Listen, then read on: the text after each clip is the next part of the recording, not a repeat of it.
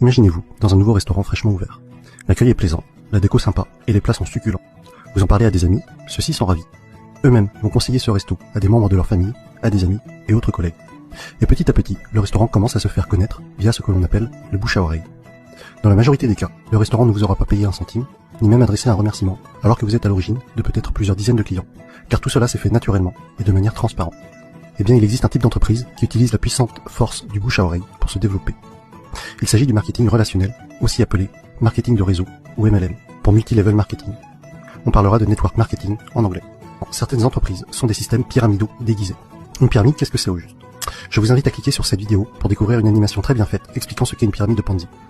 En résumé, non seulement c'est une arnaque, mais c'est aussi illégal.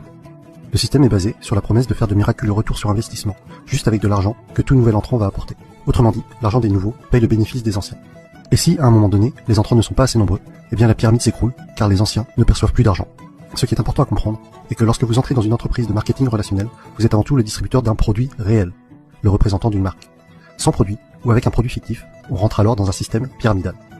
D'autre part, dans une pyramide, les anciens sont forcément plus riches que les nouveaux. Dans le MLM, même si plus vous rentrez tôt, plus vous êtes avantagé, cela ne garantit pas du tout votre succès. Un nouveau filleul peut très bien mieux développer son affaire et faire mieux que son parent. Ainsi, dans une entreprise de marketing relationnel, tout le monde est au même stade au début, mais plus elle va grossir et plus elle va avoir d'impact et être puissante. C'est vraiment la force du réseau qui fait qu'une MLM est puissante. Et Robert Kiyosaki insiste vraiment sur ce point dans le livre « L'entreprise du XXIe siècle », le pouvoir n'est pas dans le produit, mais dans le réseau. Pour en revenir à ce que l'on évoquait au début de la vidéo, le bouche à oreille est le principal véhicule de communication d'une société de marketing relationnel, si bien qu'il n'y a pas ou peu de publicité. Et ce budget pub, qui est souvent faramineux pour les grandes entreprises, est reversé aux distributeurs et ou consacré à l'amélioration du produit, qui en général est excellent. Lorsque vous vous lancez dans le MLM, vous êtes parrainé par une personne, et ensuite c'est comme si vous étiez votre propre patron et que vous aviez créé votre entreprise. Votre but et votre source de revenus vont être de deux types, soit en parlant du produit autour de vous et en le revendant, soit en parrainant d'autres personnes qui elles-mêmes vont devenir distributeurs. Ainsi, le plus efficace et pour que votre entreprise soit réussie, tout ce que vous faites doit être duplicable.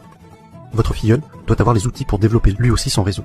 Dans tous les cas, ce qui est important à retenir est que le succès est partagé. Si votre filleul échoue, vous échouez d'une certaine façon. Votre succès est complètement tributaire du succès des personnes que vous aidez, de vos filleuls et des filleuls de vos filleuls.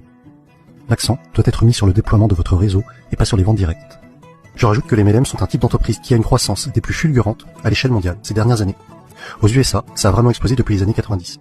Et avec Internet, c'est encore plus facile d'augmenter son réseau qu'auparavant. De plus, c'est une activité que l'on peut tout à fait démarrer sur notre temps libre pour un revenu complémentaire au début.